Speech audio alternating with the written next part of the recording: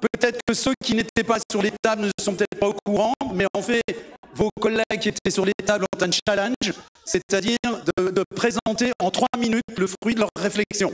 3 minutes maxi. Voilà. Donc, votre mission, si vous l'acceptez, vous voyez, hein, et ben, ce sera de tenir les 3 minutes. Parce qu'au bout de 3 minutes, il y a un vrai problème ici, c'est que ça explose. Oui, donc en fait, les synthétiseurs ont une sacrée responsabilité. Ce serait quand même un peu embêtant de terminer sur une explosion. Vous voyez, cet après-midi. Voilà, ok, d'accord. Donc, et puis peut-être aussi une deuxième rêve pour repartir en cet après-midi. La vérité, si je mens, mais franchement, les 9e rencontres, c'est de la bombe. Ouais. Ouais, bon bref, hein, je pense que vous avez tous la rêve, hein, enfin bon bref. Hein. Et puis alors, comme on a nos amis canadiens, juste pour qu'on ait à peu près la traduction sur les mêmes expressions, 2 minutes 59, c'est correct. 3 minutes 1, c'est pas correct. Voilà, hein, comme ça, au cas où, vous voyez, voilà, oui, hein. Ok, voilà, donc alors, on va donc faire ces retours thématiques. Donc vraiment les challenges, c'est 3 minutes, et puis évidemment avec la liberté de ton, d'engagement et de présentation de la part effectivement de tous les collègues et de tous ceux qui se sont investis. Ok. Alors, alors moi j'ai fait un petit planning, hein, ça vaut ce que ça vaut, mais voilà. Hein, donc on va commencer par le premier groupe. Donc je crois qu'il y a 2 tables, hein, d'ailleurs sur ce sujet-là. C'est IPA. Levier et frein au développement de la recherche en psychiatrie. Alors, du coup, alors, on va essayer de ne pas perdre de temps, si vous voulez, hein, dans les passages. Les 2 groupes vont passer, ce qui veut dire que déjà le 2e groupe va pouvoir se passer. Et le 3e groupe, ce sera de la recherche à la pratique. Quel levier d'intégration des données probantes, hein, pour que chacun puisse déjà un peu se préparer, se mettre dans la dynamique. OK? On y va? Allez, c'est correct. On y va. C'est parti.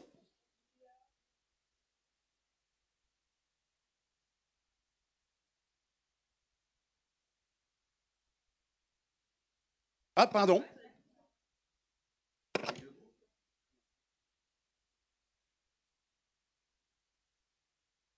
Allez, prenez place.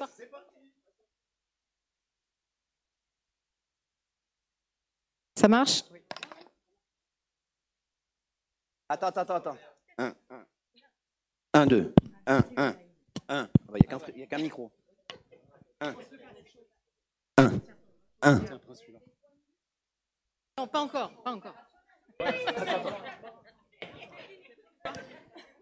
Allez, c'est parti.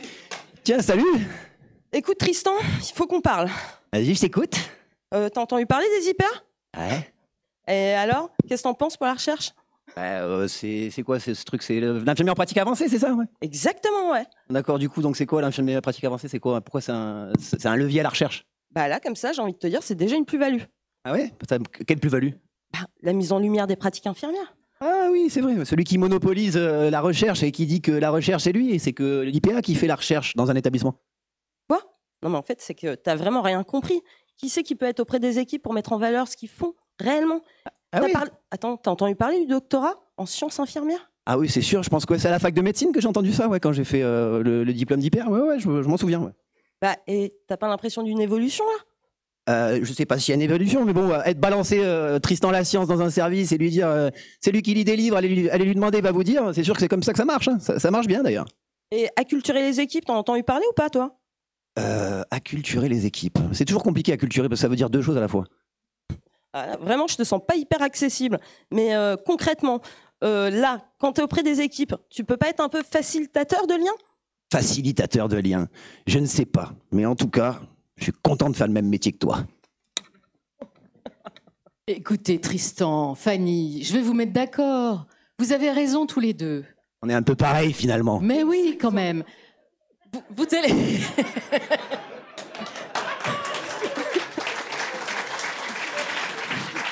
Vous me l'aviez pas faite, celle-là. Vous vous ressemblez, en effet. Vous avez raison, parce que vous allez être des facilitateurs. Et c'est ça, en fait, tout l'enjeu. c'est que vous n'allez pas arriver là avec votre science. Parce qu'il y en a d'autres qui ont aussi des capacités, des compétences pour faire de la recherche. Alors allez les chercher, montrez, mettez en lumière tout ce qu'ils font. Oui, ça va, on a le temps, c'est bon. Mettez en lumière tout ce qu'ils font. Vous êtes des porteurs de lumière, voilà. Et vous allez aller faciliter, acculturer, c'est vrai, mais en montrant à quel point finalement la recherche, elle sert à la pratique et à résoudre des problèmes du quotidien. C'est ça votre job. Et avec ça, peut-être que l'institution, même si elle vous fout vraiment la pression sur la recherche, on est d'accord. Mais l'institution, elle peut aussi vous aider. Alors, apprenez à dire non à l'institution des fois, parce que, vous pouvez pas tout faire. Bon, ok. Moi, je suis citoyenne. J'aime bien quand même votre présentation, là. Mais quand même, il faut que je vous dise que la recherche, c'est pas déjà tous se rencontrer entre nous, qui que vous soyez. Je pense que ça vient de là, la recherche. On n'a pas un brin d'originalité, franchement. Il vous reste 10 secondes. Il paraîtrait que nous serions tous citoyens de cette démocratie sanitaire. IPA, citoyens, personnes concernées, ensemble pour un monde meilleur. La recherche au service d'un système de qualité.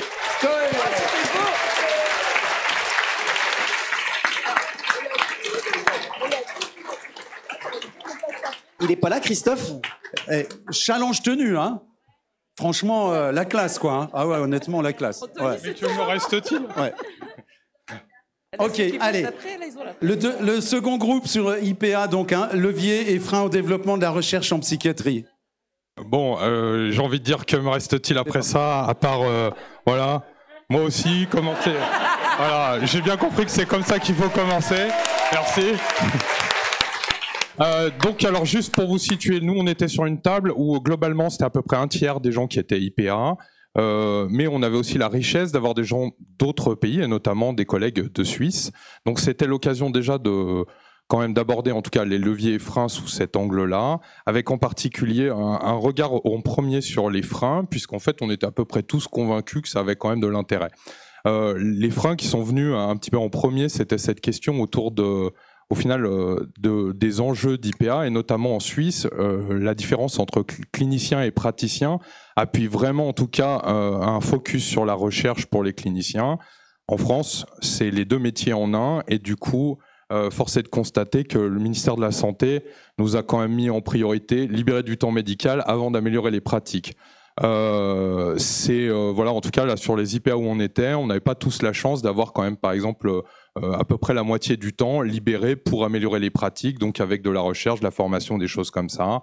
Et la réalité, c'est que c'est de plus en plus raide, il manque de plus en plus de monde. Du coup, on peut très vite se retrouver à 95% du temps à faire de la clinique et du coup, pas tellement améliorer les pratiques au quotidien. Par contre, il y a quand même vraiment des forces, c'est-à-dire qu'effectivement, ça fait porter la voix, en tout cas du soin, au cœur des directions. Le fait d'être quand même sur un poste qui n'est pas dans un centre hiérarchique total nous permet quand même d'avoir vraiment cet accès-là, au final, à tous les niveaux, à toutes les sphères. De l'occasion de venir rencontrer des gens et de parler de recherche en fait partie. Le fait d'avoir quand même l'attention de la direction. Moi, je vois il y a quand même un vrai intérêt, en tout cas à ce niveau-là, et du coup, on pense quand même que ça peut vraiment être une force. Il y a vraiment des pratiques à améliorer. 1 minute. Il reste. C'est bon, c'est fini? Je m'arrête là. Bah, écoutez, je vais rattacher mes cheveux.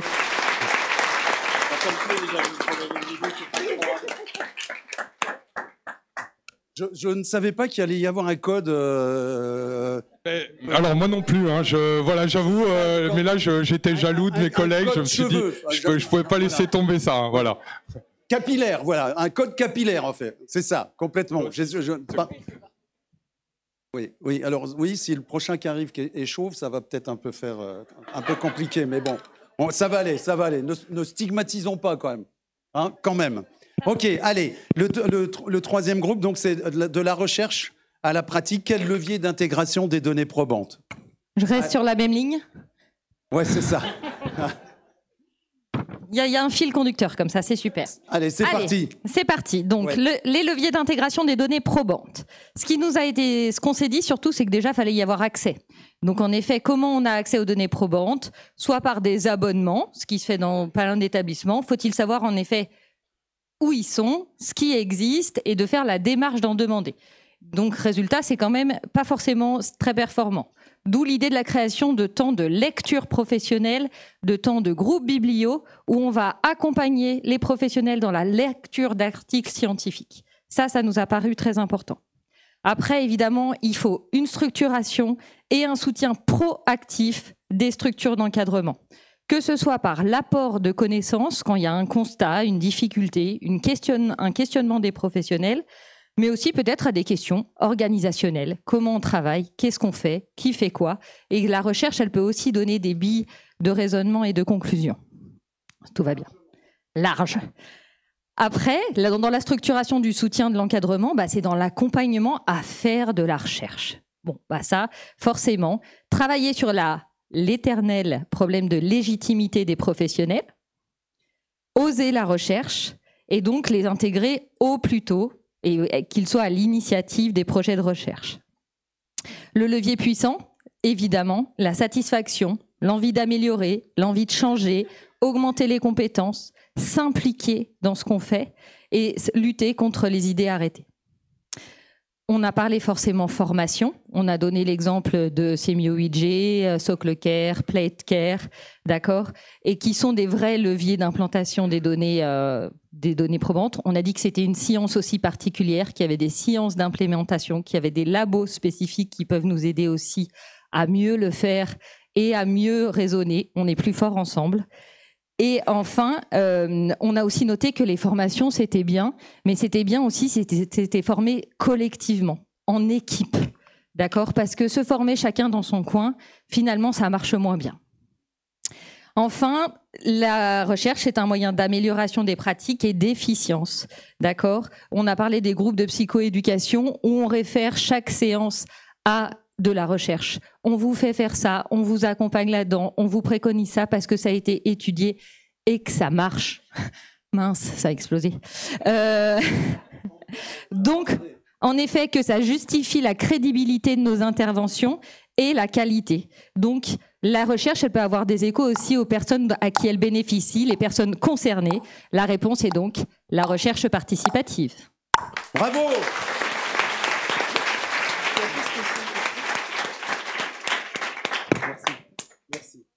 Alors, le quatrième groupe, c'est donc pérédance et appétence. Qu'est-ce qui permet de franchir le cap? Vous avez besoin de... Bon, nous, on s'est coupé l'actif en deux, comme ça, c'est plus facile. Salut, Diane. Dis-moi, Diane, est-ce que le cap de la pérédance n'est pas franchi?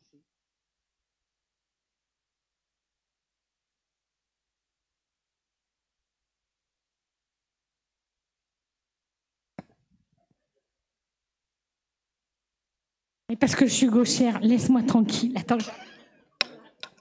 Alors, est-ce que tu peux répéter la question, s'il te plaît? Dis-moi, Diane, est-ce que le cap de la pérédance n'est pas franchi? Du pérédé, je suis devenue pérédante. L'entraide, c'est toi? L'entraide, c'est le soutien mutuel entre aidants. C'est tout? C'est déjà pas mal pour une première rencontre. Si tu es père aidant, comment puis-je être ton allié? C'est une vraie question pour moi.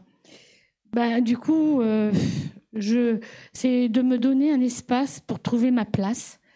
C'est faire un pas de côté et considérer les savoirs expérientiels comme complémentaires aux savoirs académiques, techniques et professionnels. Notre travail, ça se fait entre saveur et douceur. Au moment du repas, notre entraide a été on a franchi un pas, car à notre table, il y avait des pères aidants et des cadres et des soignants. Voilà, on vous remercie. Et moi, je voulais aussi faire un petit clin d'œil et je voulais remercier à l'équipe de Choc, de la table ronde, de pères aidants et de pères alliés. Et voilà. Pari tenu. Pari tenu. OK. Allez, on va continuer. Comment aborder l'impact de la maladie et des traitements sur la santé sexuelle et affective avec les usagers. Ça, c'est un sujet normal un vendredi. Logique, avant le week-end. Voilà, ouais. Bon, du coup, nous, on s'est mis à 2 parce qu'on parle de sexualité, ça paraît logique. Hein.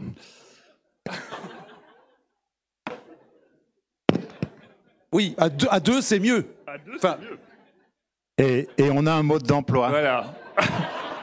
Parce qu'on est encore novice dans le domaine. Au cas où ça déborderait. Alors on a d'abord parlé, enfin pas d'abord, ensuite, on a ensuite parlé d'un jeu qui s'appelle « Mais qu'est-ce que sexe ?»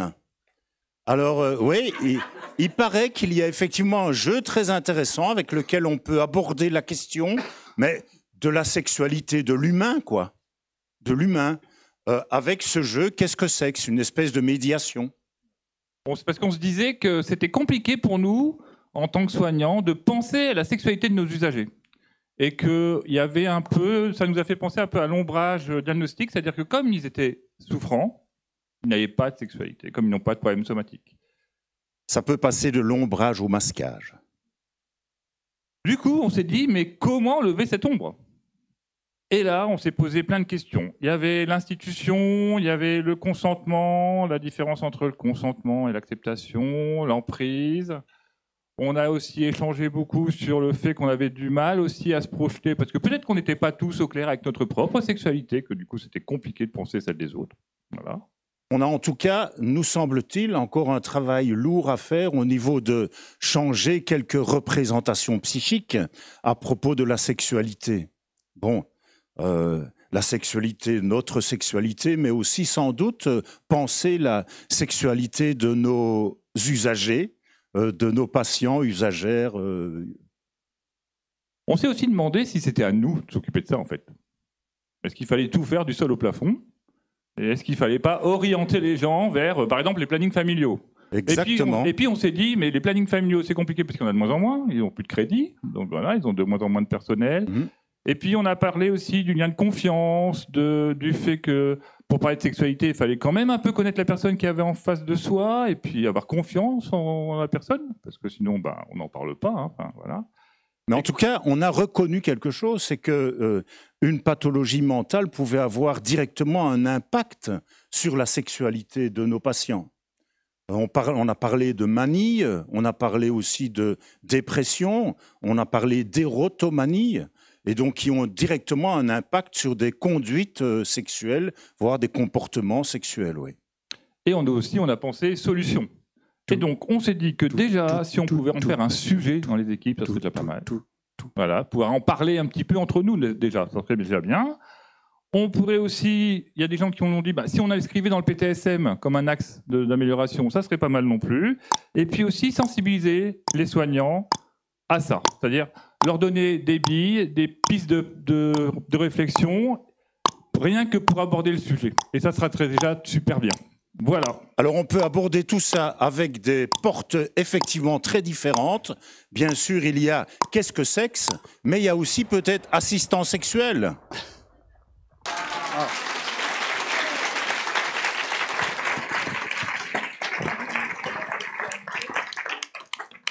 Ok. Allez, on poursuit donc là avec le groupe qui avait choisi comme thème « Intérêt et limites de l'intelligence artificielle générative dans la recherche en soins ». Je crois qu'il y a Lisette qui est dans le coup, il me semble. Et puis Jamel, je crois. Enfin, en tout cas, là,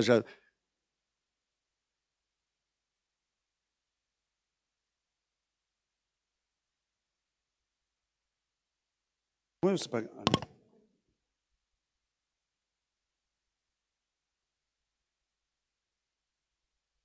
Celui-là ?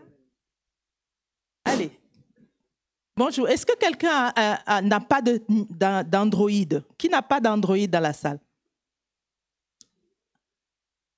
Qui a un ordinateur? Ah, quand on regarde par rapport à ceux qui n'ont pas d'Android et ceux qui ont un ordinateur, on se rend bien compte qu'on est envahi de partout. Et voilà l'introduction. Alors en fait, je suis un petit peu gêné.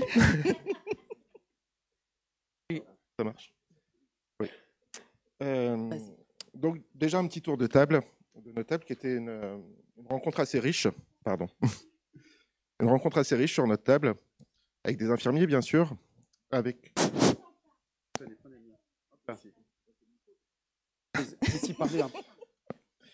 Donc, un petit tour de table. Ouais, voilà. Ça va beaucoup mieux. Hein. Un petit tour de table. Donc, nous étions des infirmiers, bien sûr, des IPA, médecins psychiatres. On a eu un ingénieur hospitalier, enseignant. Donc, on a pu avoir des échanges assez riches sur l'intelligence artificielle. Mais surtout, discrètement, on avait Linette qui a pris un papier, un stylo et nous a fait une démonstration d'intelligence naturelle. Donc, elle a pu relever un petit peu ce qu'elle va vous expliquer, les avantages et les inconvénients qu'on a pu relever sur l'intelligence artificielle. Ce n'était certainement pas une chose facile parce que les débats étaient houleux. Vous pouvez bien imaginer comme quand on a décidé d'introduire les dossiers patients en psychiatrie, combien il y avait des freins. Les gens trouvaient que ça va amener moins de temps auprès du patient. Donc, il y a des personnes, il y a un groupe non, il y avait 3 groupes d'ailleurs, 3 groupes. Il y avait une personne qui ne connaissait pas du tout de quoi on parlait, mais qui était intéressée.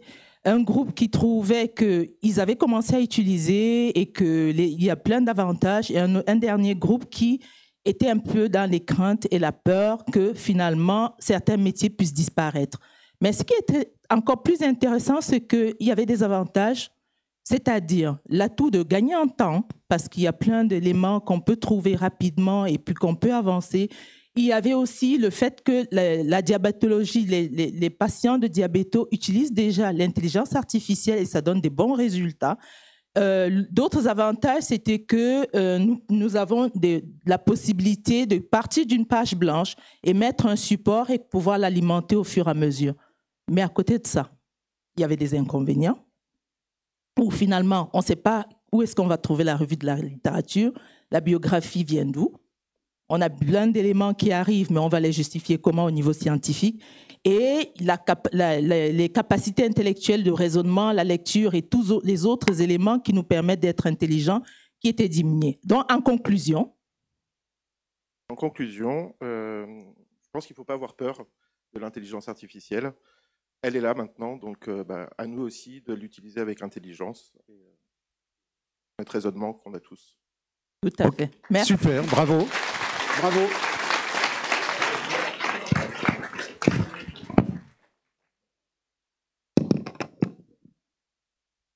Trop fort, hein, franchement, les groupes là sont trop forts. Mais par contre, vous avez pris mes feuilles.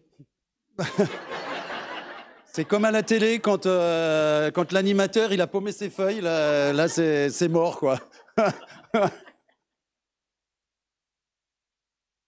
Merci.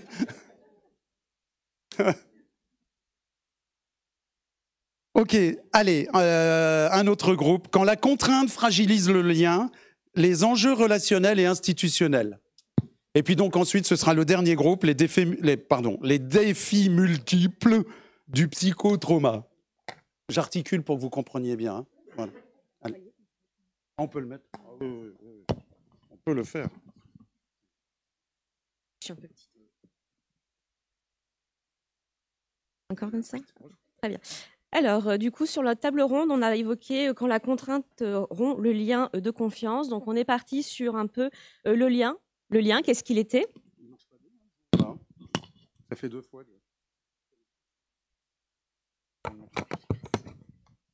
Super. Du coup, différents liens. Donc, un lien physique. Voilà, où effectivement la personne peut être contenue en chambre d'isolement. Et aussi le lien conceptuel qui parle aussi énormément dans notre posture de soignant. Comment tisser une alliance dans les difficultés qui peuvent être celles dont la contrainte, qui est entraînée par la contrainte. Donc, on a évoqué aussi des ruptures de liens, donc une rupture de lien familial, dû à un éloignement dans les différentes prises en charge liées à différentes structures. Un lien aussi à une rupture de lien dans l'isolement, mais pas que, aussi un lien avec les objets, quand on retire les objets, la mise en objet aussi d'office, des pyjamas, enfin tout ça, c'est aussi des éléments qui arrivent dans une mise en chambre d'isolement et qui peuvent être difficiles. Comment les soignants en arrivent aussi à justifier la contrainte par la bienveillance. C'est pour son bien, c'est pour éviter qu'il se fasse du mal, qu'il fasse du mal à la société, pour les personnes qui arrivent aussi en RE, en hospitalisation sous contrainte, à la demande d'un représentant de l'État. Pour qui est le bien ? Pour le soignant, pour le patient ? Voilà, on en pose toujours les questions. On a évoqué aussi le rapport de force, voilà, l'arrivée des renforts. C'est ces hommes qu'on appelait avant pour venir nous aider en situation d'urgence qui aujourd'hui évoluent parce qu'effectivement, les soignants en psychiatrie sont aussi représentés par les femmes, de plus en plus de femmes, donc il faut aussi trouver l'alliance thérapeutique avec une autre représentation. Comment on demande aussi la contenance.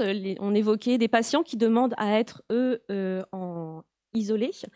Comment cet isolement a été aussi intériorisé par la personne.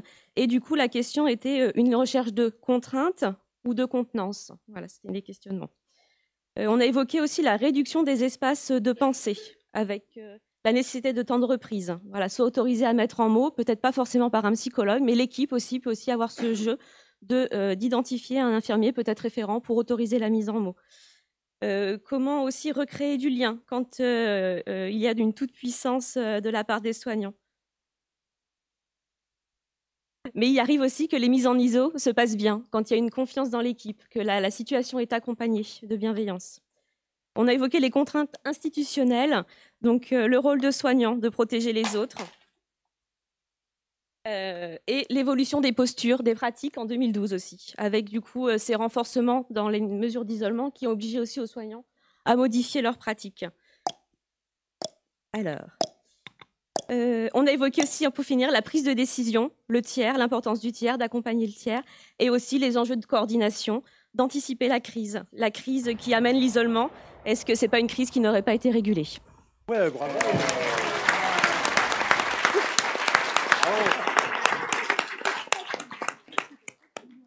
Trop fort.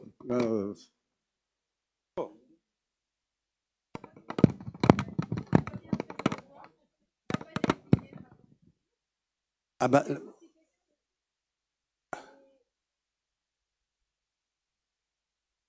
n'y a pas de rapporteur? Allez, allez. Oui, vous inquiétez pas, vous êtes en sécurité. Il y a juste 150 personnes en face de vous, mais sinon, tout va bien. Ouais, c'est ça. Oui, pardon. Alors, on est super à l'aise, on n'a rien préparé parce qu'on était pris dans notre discussion. Si quelqu'un veut venir nous rejoindre, c'est volontiers. C'est ça, c'était pour pas prendre la parole, nous, nécessairement. Et le thème, c'est le psychotrauma. Donc, en plus, on va vous plomber l'ambiance. Il faut quand même être très clair. On va en reparler quand même dans 1 heure. Hein. Et on va en reparler dans 1 heure, comme ça, vous aurez... Alors, en lien avec le titre multiples défis, on a commencé par parler de la complexité du psychotrauma. On a fait des liens avec les présentations de ce matin aussi avec à nouveau cette question du masquage diagnostique qui nous semble particulièrement pertinente pour le trouble de stress post-traumatique par exemple, avec un repérage qui arrive souvent de façon très tardive. On a parlé de cas où il y avait un diagnostic de schizophrénie qui était posé avec finalement la question du trauma qui arrivait en bout de course ou bien trop tardivement. Oui, c'est-à-dire qu'on s'est retrouvé face à des situations, en tout cas les soignants évoquaient des situations où effectivement des patients étaient traités pour schizophrénie, bipolarité et dévoilaient en fait un psychotrauma. Est-ce que ça aurait été mieux si le psychotrauma avait été diagnostiqué en premier? On n'est pas là pour juger a posteriori, mais en tout cas on se questionne sur ces points-là. On voit beaucoup de choses comme ça. Et il y avait surtout aussi la question de comment est-ce qu'on s'informe sur le psychotrauma, qu'est-ce que c'est et de quelle manière est-ce qu'on a des informations. Notre centre, qui est un centre national du psychotrauma, le CN2R, est finalement très peu connu, on en souffre nous-mêmes. Et donc du coup, comment est-ce qu'ils font comment font les patients, comment font les proches pour pouvoir avoir ces informations? La plupart du temps, lorsqu'on vit un événement traumatique, on vient souvent vers son médecin traitant et pas obligatoirement vers un psychiatre en premier. Donc, ça multiplie aussi ça retire des chances d'être diagnostiqué. Donc ça, c'était un élément qui était quand même assez fondateur dans notre table thématique qui nous questionnait beaucoup. Donc il y a la question du repérage, et puis une fois qu'on a repéré, où est-ce qu'on oriente, ce qui est une question compliquée aussi à l'heure actuelle. Donc on a évoqué la création des CRP, des centres régionaux du psychotrauma, qui sont arrivés plus ou moins en même temps que notre équipe du CN2R, en fait, qui sont des centres dédiés au psychotrauma, qui sont attachés souvent à des CHU ou autres, mais pour lesquels, à l'heure actuelle, il y a des files des files d'attente immenses. Donc, un challenge, c'est non seulement de repérer, mais aussi de proposer une offre de soins qui soit spécialisée, donc avec le besoin de formation qui est hyper important à l'heure actuelle. On avait aussi le problème de libérer la parole. On demande aux jeunes et aux moins jeunes, d'ailleurs, de libérer la parole en ce qui concerne leur traumatisme. Mais pour autant, on n'a pas de place pour les soigner ou on n'a pas assez de soignants qui sont formés et qui peuvent les recevoir. Donc, ça pose un problème éthique aussi, et ça pose un problème éthique, notamment en psychiatrie, en pédopsychiatrie, pour les enfants, parce qu'il y a une alliance thérapeutique et d'un seul coup, eh bien, l'enfant qui fait confiance à son soignant dévoile son psychotrauma et d'un seul coup, il y a une IP, une information préoccupante qui est mise en place. Il y a des sanctions qui sont mises en place, perçues comme des sanctions pour l'enfant. Il peut être retiré de sa famille, etc. Donc, ce qui fait que ça pose beaucoup de problèmes éthiques aux soignants aussi. Pour terminer sur une note positive, ce qui compte, c'est qu'on en parle de plus en plus, en tout cas, et que d'ailleurs, on s'excuse de ne pas avoir pu accueillir les personnes qui voulaient en parler avec nous à table.